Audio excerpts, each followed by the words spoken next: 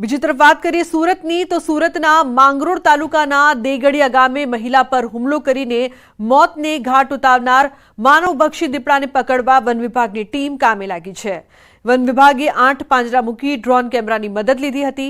સરકાર દ્વારા મૃતક મહિલાના પરિવારને 5 લાખની સહાય પણ આપવામાં આવી। જ્યાં સુધી દીપડો પાંજરે ન પુરાય ત્યાં સુધી કોઈ પણ લોકોને એકલા ઘરની બહાર ન નીકળવા તંત્રએ અપીલ કરી છે। તંત્ર દ્વારા જાગૃતિના કાર્યક્રમો પણ કરવામાં આવી રહ્યા છે।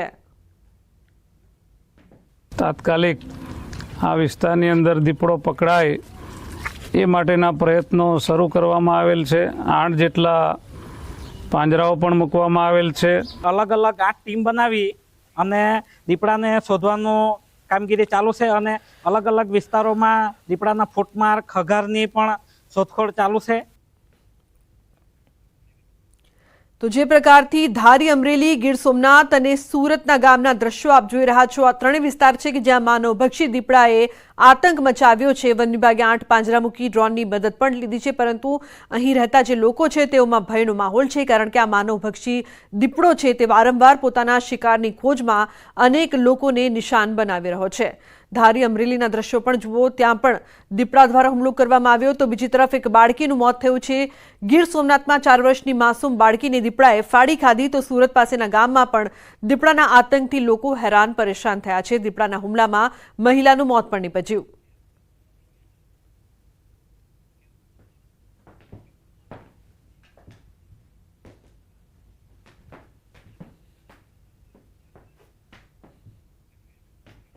તો હવે વાત કરીશું બોલમાળી અંબેની।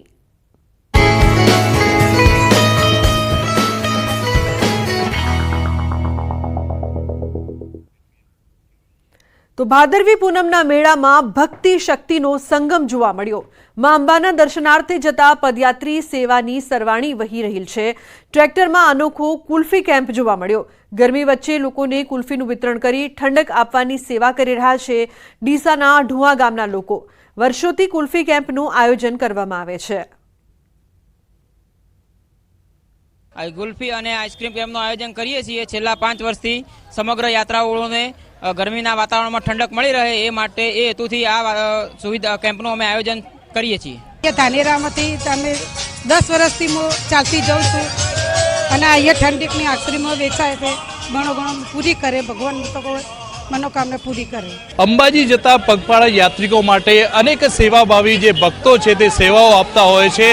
અનેક અવનવા કેમ્પો પણ જોવા મળતા હોય છે। આજે અમે તમને બતાવવા જઈ રહ્યા છીએ ગુલ્ફીવાળો કેમ્પ। તમે દ્રશ્યમાં જોઈ શકો છો કે આ જે ડીસા તાલુકાના ઢુઆ ગામના જે લોકો છે તે આ ટ્રેક્ટરની અંદર એક ફ્રીજ લઈને આવ્યા છે અને ફ્રીજમાં જે ગુલ્ફી લઈને આવ્યા છે। જે માઈ ભક્તો અહીંથી અંબાજી પગપાળા જઈ રહ્યા છે તમામ માઈ ભક્તોને જય અંબેના નાદ સાથે ગુલ્ફી પ્રસાદ રૂપે અત્યારે આપી રહ્યા છે। અને અત્યારે ગરમીનો માહોલ હોવાના લીધે ગરમી વધુ છે અને ગરમીમાં ભક્તો ઠંડા રહે તે માટે આ ગુલ્ફીનું જે વિતરણ છે તે અત્યારે કરવામાં આવી રહ્યું છે। અનેક ભક્તો માઈ ભક્તો જે અંબાજી તરફ પ્રયાણ કરી રહ્યા છે તે તમામ માઈ ભક્તોને ગુલ્ફીનું વિતરણ કરવામાં આવી રહ્યું છે અને ગુલ્ફીનું વિતરણ કરીને આ લોકો આ સેવા આપી રહ્યા છે। તો અંબાજીમાં ચાલતા ભાદરવી પૂનમના મેળાનો આજે 4થો દિવસ છે અને 3 દિવસમાં 9.88 લાખ શ્રદ્ધાળુઓએ મા અંબાના દર્શનનો લાભ લીધો છે। ગઈકાલે અંબાજીમાં ત્રીજા દિવસે 4.89 લાખ શ્રદ્ધાળુઓએ માતાજીના દર્શન કર્યા હતા અને ગઈકાલે મંદિર પર કુલ 699 ધ્વજાઓ ચડી હતી। જ્યારે ગઈકાલે અન્ન ક્ષેત્રમાં 85,000 લોકોએ નિઃશુલ્ક ભોજનનો લાભ લીધો હતો। જ્યારે મોહનથાળ પ્રસાદના 3.50 લાખ પેકેટનું વેચાણ થયું હતું। 18મી સુધી ચાલનારા આ મેળામાં હાલ પણ મોટી સંખ્યામાં પદયાત્રીઓ અંબાજી પહોંચી રહ્યા છે।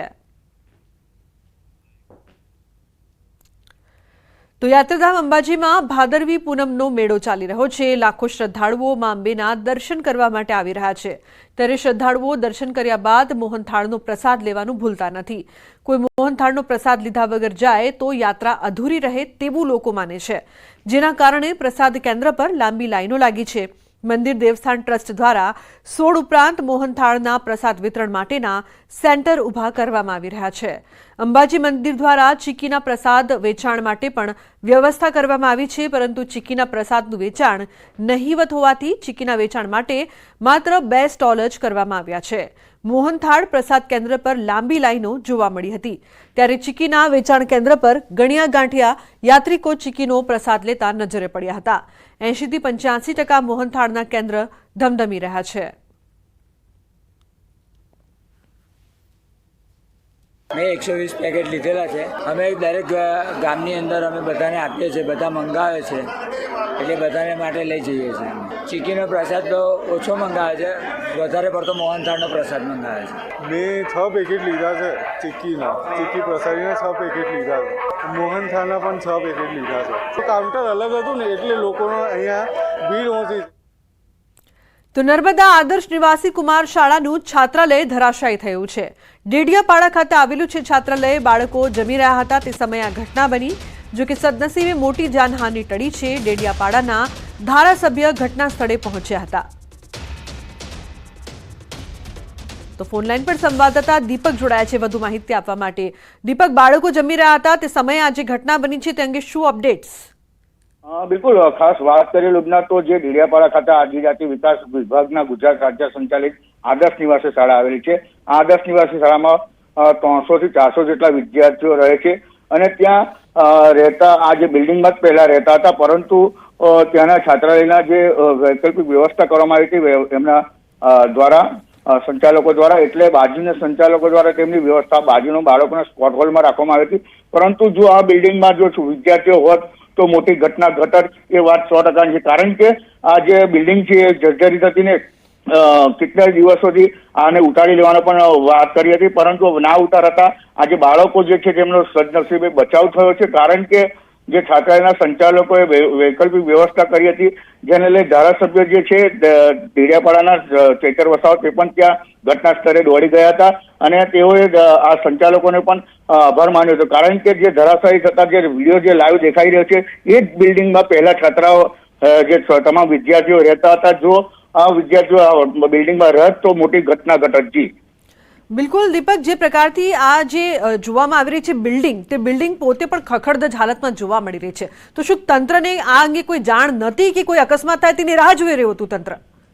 બિલકુલ કહી શકાય કે જે બિલ્ડિંગ જે છે બિલ્ડિંગ જર્જરિત હતી અને તંત્રને જાણ પણ હતી, પરંતુ આ બિલ્ડિંગને ઉતારવાની જગ્યાએ એ લોકોએ અન્ય જગ્યાએ બાળકોને રાખ્યા હતા, પરંતુ બિલ્ડિંગ ઉતારી ન હતી. જો પણ એક મોટી વાત એ છે કે જે સંચાલકોને વૈકલ્પિક વ્યવસ્થા ના કરી હોત તો આજે 200-300 જેટલા વિદ્યાર્થીઓ છે જેઓનો જીવ ગુમાવવાનો વારો આવત.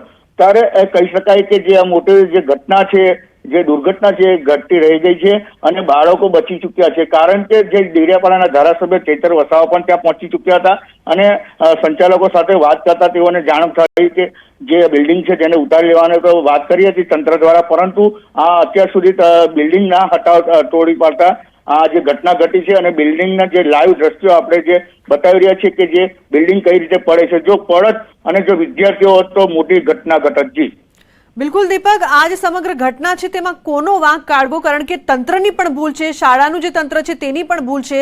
કારણ કે આ પ્રકારની ઘટનામાં જ્યારે અકસ્માતમાં જાનહાનિ થાય પછી તંત્ર દોડે તેનો કોઈ મતલબ નથી રહેતો. દીપક બિલકુલ કહી શકાય કે જે તંત્રની જ આ જે વાંક કાઢાય, કેમ કે જે બિલ્ડિંગ જે છે જર્જરિત હતી, ત્યારે આ જર્જરિત બિલ્ડિંગ આટલા વર્ષો હોવા છતાં પણ જો ના હટાવી અને ના તોડી પાડવામાં આવી એટલે આજે આ બિલ્ડિંગ જે જાતે ધરાશાયી થઈ છે. પરંતુ સદનસીબે સંચાલકોના જે છાત્રાલયના જે વિદ્યાર્થીઓ છે તેમને અન્ય બિલ્ડિંગમાં બાળકોના સ્પોટ હોલમાં રખાતા આજે મોટી ઘટના જે છે ઘટતા રહી ચૂકી છે. ત્યારે આ બાબતે કાયમ આ ધારાસભ્ય જે ચૈતર વસાવા છે તે પણ કહે છે કે જે તંત્ર છે અને આ ભ્રષ્ટાચારની બિલ્ડિંગ એમ કહી શકાય, કારણ કે ભ્રષ્ટાચારની બિલ્ડિંગ હોય તો જ આ પડે. કારણ કે આજે એની મરામત પણ નથી કરવામાં આવી અને એનું પૂરેપૂરો જે આ બિલ્ડિંગ પડી છે તે તંત્ર પર જ કહી શકાય કે જે તંત્રના પાપે જ આ પડી હોય તેમ લાગે છે. જી બિલકુલ દીપક, છાત્રાલયની અત્યારે જે હાલત આપણે જોઈ રહ્યા છે ટીવી સ્ક્રીન પર દ્રશ્યોમાં, તેની મરમ્મત કરવી પણ એક મોટો સવાલ છે, કારણ કે એકદમ ખખડધજ હાલતમાં છે. આ છાત્રાલય વિશે થોડી વધુ માહિતી આપશો? શું અહીં રોજ વિદ્યાર્થીઓ આવતા હતા અને આ છાત્રાલયમાં જ સમગ્ર કામકાજ કરવામાં આવતું હતું કે કેમ? બિલકુલ, આ જે કુમાર છાત્રાલય છે, જે આદર્શ નિવાસી કુમાર છાત્રાલય છે, છાત્રાલય લગભગ 25-40 વર્ષથી ચાલે છે અને આ છાત્રાલયમાં 200 થી 300 વિદ્યાર્થીઓ આજુબાજુના ડેડિયાપાડાના ગામડાના જે વિદ્યાર્થીઓ છે રહી અને શાળાએ ભણવા જતા હોય છે. અને ખાસ વાત કરીએ તો આ બિલ્ડિંગ જે છે એ બિલ્ડિંગ લગભગ 30 થી 40 વર્ષ પુરાની હતી અને એને મરામતની પણ જરૂર હતી. આપણે વિડીયોમાં પણ જોઈ શકીએ છીએ કે જે બિલ્ડિંગ છે જે પૂરેપૂરી જર્જરિત છે, અને જર્જરિત બિલ્ડિંગને અત્યાર સુધી કેમ આ તંત્રએ ના તોડી પાડી અને કેમ નવી ના બનાવી એ પણ એક મોટી વાત છે. જી સંજ્ઞા. બિલકુલ આપ જોડાયેલા રહેશો. જે પ્રકારથી ડેડિયાપાડા ખાતે આવેલું આ છાત્રાલય છે, આ છાત્રાલય ધરાશાયી થઈ ગયું. સદનસીબે બાળકો એટલા માટે બચી ગયા કારણ કે એ સમયે તે લોકો જમવા ગયા હતા, પરંતુ તેની હાલત જુઓ, કયા પ્રકારના છાત્રાલયમાં આ બાળકો ભણી રહ્યા છે. જે છાત્રાલયનું બિલ્ડિંગ હતું તે આજે 30 થી 40% પડી ગયું છે. આ છાત્રાલયમાં 296 વિદ્યાર્થીઓ રહેતા હતા, અભ્યાસ કરતા હતા, પરંતુ અહીંના આચાર્ય અને એમના સ્ટાફની સૂચકતાને કારણે એ વિદ્યાર્થીઓને થોડા સમય પહેલા જ અહીંથી બાજુના એક મકાનમાં શિફ્ટ કરી દીધા, નહીં તો આજે ખૂબ મોટી જાનહાનિ થવાની હતી. દીપક, જે પ્રકારથી આપણે અહીં પ્રતિક્રિયાઓ પણ જોઈ રહ્યા છે કે અધ્યાપકના સમય સૂચકતાને કારણે વિદ્યાર્થીઓને ખસેડવામાં આવ્યા, પરંતુ આ ખૂબ જ કહી શકાય કે ગંભીર બાબત છે, કારણ કે ઘણા બધા બાળકો છે તે ભણતા હતા. જો જાનહાનિ થાત તો ખૂબ જ મોટી થાત. જવાબદાર કોણ? બિલકુલ સંજય, વાત કરીએ તો જે આ જાનહાનિ થાત તો બહુ મોટી થાત, કારણ કે 200 થી 300 જે વિદ્યાર્થીઓ છે આ છાત્રાલયમાં રહેતા હતા અને આ છાત્રાલયમાં રહીને અભ્યાસ કરતા હતા. ત્યારે કહી શકાય કે જે જવાબદાર છે એ તંત્ર જ જવાબદાર છે, કારણ કે જે બિલ્ડિંગ જે છે આપણે જોઈ શકીએ છીએ કે બિલ્ડિંગ ના જર્જરિત હાલતમાં છે. તેમ છતાં આટલા વર્ષોથી કેમ આ બિલ્ડિંગ નથી તોડી પાડવામાં આવી અને નવી બિલ્ડિંગ કેમ નથી બનાવવામાં આવી, એક મોટો પ્રશ્ન છે. ત્યારે આજે તમામે તમામ ઘટના છે એ ઘટનાને તાગ મેળવવા માટે જે ડેડિયાપાડાના ધારાસભ્ય છે એ ત્યાં પહોંચી ચૂક્યા છે ઘટના સ્થળે, અને ઘટના સ્થળે પહોંચી અને તમામે તમામ બાળકો જે સુરક્ષિત જોઈ અને મન સંતુષ્ટ કર્યું. પરંતુ વાત એ છે કે જે બિલ્ડિંગ જે છે એ જે છાત્રાલયની બિલ્ડિંગ છે, છાત્રાલયની બિલ્ડિંગ અચાનક ધરાશયી થઈ છે. જો વિદ્યાર્થીઓ અંદર હોત તો આ મોટી દુર્ઘટના ઘટક એ વાત પાકી છે, કારણ કે તંત્રના પાપે આ થઈ રહ્યું હોય તેમ લાગી રહ્યું છે. જી બિલકુલ દીપક, તંત્રના પાપે આપણે આવી ઘણી બધી ઘટનાઓ જોઈ છે કે જેમાં ઘણા બધા બાળકો ભોગ પણ બન્યા છે, અને આ બિલ્ડિંગ ધરાશાયના જે દ્રશ્યો અહીંયા દીપક સામે આવી રહ્યા છે તેની હાલત ખૂબ જ ખરાબ છે. ખંડેર જેવી હાલતમાં આટલા બધા માસૂમ બાળકો ભણવા જાય છે, તંત્રને શરમ આવી જોઈએ. દીપક. હા બિલકુલ સંજય, કહી શકાય કે જે બિલ્ડિંગ છે એ બિલ્ડિંગ લગભગ 30 થી 40 વર્ષ પુરાની છે, અને આ બિલ્ડિંગમાં જે જર્જરિત હોવાના કારણે આ બિલ્ડિંગની હાલત પણ આપણે જોઈ શકીએ છીએ કે ક્યારે પડે એ કંઈ નક્કી ન હતું. પરંતુ હાલ તો જે સંચાલકો છે, સંચાલકોને સમય સૂચકતાને લઈને જે ભોજન આપવાનું હતું, 12 વાગે ભોજન આપ્યું, ત્યારબાદ એમને અન્ય બિલ્ડિંગમાં ખસેડવામાં આવ્યા હતા, અને ત્યાર આ ઘટના ઘટી છે. એટલે બહુ મોટી ઘટના કહી શકાય, કારણ કે જે બિલ્ડિંગ ધરાશાયી થઈ છે જેના લાઈવ વિડીયો પણ આપણે બતાવી રહ્યા છીએ. જી બિલકુલ દીપક, આપ જોડાયેલા રહેશો. અને અહીં જે લાઈવ ઘટનાના વિડીયો સામે આવ્યા છે, છાત્રાલય ધરાશાયી થયું છે, પણ તેનાથી પણ મોટી વાત એ કે આ જ છાત્રાલયમાં માસૂમ બાળકો છે તે અભ્યાસ કરી રહ્યા હતા, અને જે સમયે આ ઘટના બની તે સમયે આ બાળકો જમવા ગયા. જો બાળકો એ સમયે છાત્રાલયમાં ઉપસ્થિત હોત તો કેટલી મોટી જાનહાનિ થઈ શકતી હતી, તે મોટો સવાલ ન્યૂઝ 18 સતત ઉઠાવી રહ્યું છે. છાત્રાલય ધરાશાયી થવાના લાઈવ વિડીયો પણ આપ જુઓ. કેવી હાલત છે આ છાત્રાલયની. ખંડેર જેવી હાલતમાં આદર્શ નિવાસી કુમાર શાળાનું આ છાત્રાલય છે, અહીં બાળકો ભણી રહ્યા છે. નર્મદાના આ દ્રશ્યો છે, અને આ દ્રશ્યો ખરેખર ખૂબ જ ચોંકાવનારા છે, કારણ કે બાળકોના જીવની સાથે શું અહીં રમત રમવામાં આવી રહી હતી. આવી બેદરકારી થઈ શકે, મોટી દુર્ઘટના ટળી હોત તો જવાબદાર કોણ, એ પણ એક મોટો સવાલ અમે સતત ઉઠાવી રહ્યા છીએ કે જર્જરિત બિલ્ડિંગ હતું તો ધ્યાન કેમ નથી આપવામાં આવ્યું. કોઈ અકસ્માતની રાહ શું તંત્ર જોઈને બેઠું હતું, તે પણ એક મોટો સવાલ છે. આખરે તંત્ર ક્યારે સુધરશે, આ સવાલ પૂછતા પૂછતા હવે લોકો પણ થાકી ગયા છે, અમે પણ થાકી ગયા છે, પરંતુ તંત્ર સુધરવાનું નામ નથી લઈ રહ્યું. મોટી દુર્ઘટના ટળી હોત તો જવાબદાર કોણ, તેવા અનેક સવાલોની સાથે હવે તંત્રએ ખરેખર આ અંગે જાગૃત થવાની જરૂર છે, કારણ કે નાના માસૂમ બાળકોનો જે જીવ છે તેની પછી છેલ્લે કિંમત લગાવી દેવામાં આવે જ્યારે મોટી દુર્ઘટના બને તે બિલકુલ સાંખી ન લેવાય. તો નર્મદામાં આદર્શ નિવાસી કુમાર શાળાનું છાત્રાલય છે કે જે ધરાશાયી થયું છે. ડેડિયાપાડા ખાતે આવેલ આ છાત્રાલય છે જ્યાં બાળકો જમી રહ્યા હતા. સદનસીબે એ સમયે બાળકો જમી રહ્યા હતા, તેના કારણે જાનહાનિ ટળી તે સમયે આ ઘટના બની. ફોન લાઈન પર દીપક જોડાયા છે વધુ માહિતી આપવા માટે. દીપક, બાળકો જમી રહ્યા હતા એટલે જાનહાનિ ટળી એવું કહીને આપણે આ વાતની ગંભીરતાથી કહી શકાય કે ધ્યાન બીજે ના કરી શકીએ, કારણ કે આ મોટી દુર્ઘટના થઈ શકતી હતી. બિલકુલ સંજય, ખાસ કહી શકાય કે જે બાળકો બાળકો પોતાના સમયગાળામાં જે 12 વાગ્યાના અરસામાં હોય છે, એ 12 વાગે એમને જમવાનું ભોજનનો ટાઈમ હોય છે અને ભોજનના ટાઈમે ખાસ જે બાળકો પોતાના જે ભોજન લેતા હતા ત્યારે આ બિલ્ડિંગ પડી. એટલે એમ પણ કહી શકાય કે જે બિલ્ડિંગ છે એ બિલ્ડિંગ કેટલા વખતથી જર્જરિત હતી એ તો સંચાલકોને પણ ખબર હશે. ત્યારે આ સંચાલકોએ પણ આશ્રમ શાળાના અધિકારીને જાણ કરી છે કે કેમ, તે પણ એક મોટો પ્રશ્ન છે. કારણ કે આ જે આશ્રમ શાળા છે એ આશ્રમ શાળા જર્જરિત હોવાના કારણે બાળકોને જે એક દિવસ પહેલા જ એમને અન્ય જગ્યાએ હોલમાં શિફ્ટ કર્યા હતા, ત્યારે આ બિલ્ડિંગ છે એ બિલ્ડિંગ બહુ 30 થી 40 વર્ષ પુરાની છે.